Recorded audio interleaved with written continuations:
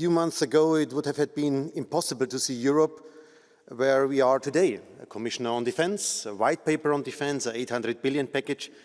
And isn't it funny, even the British government wants to be part of joint investments into the future of defense. So a lot is on the way. But let's be honest, we managed only the first step, borrowing money on the shoulders of the young generation and spending it poorly with national measures. That's necessary, but it's not so difficult.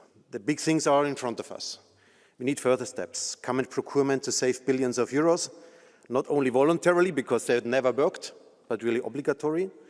We need the East Shield also as a common project. It's not only Poland, the Baltic countries who are responsible for this, it's all of us who have to finance this. We need a European flagship projects like missile defense, sky surveillance.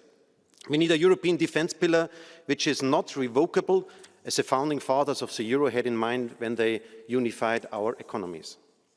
And there is another challenge. You both, Commission President and Council President, participated in several special meetings in the last weeks, in Paris and London. Not the European Council was in the lead, but a structure of the willingness of those who had the will to move forward. And why? Let's be honest. Because leaders were afraid about unanimity on the Council table.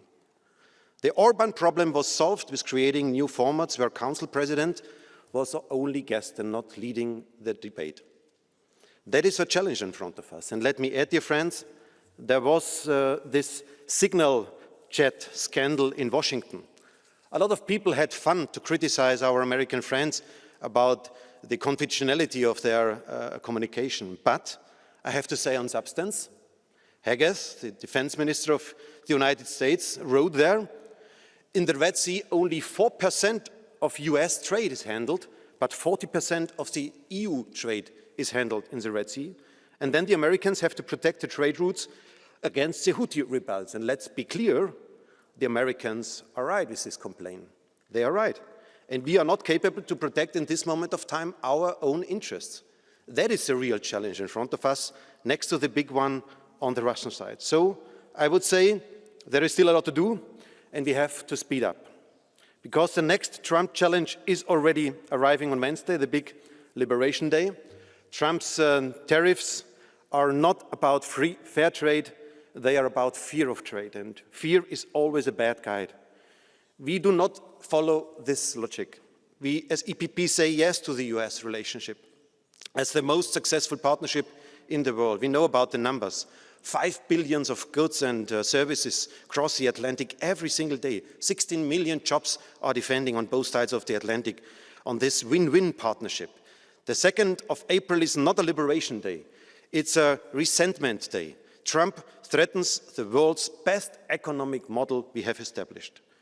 But what to do now? Europe is 22% of the global GDP. We are the economic powerhouse, and the US is 25%. We are equal. A united Europe, as Ursula von der Leyen described it, can defend the interests, and we have to do so.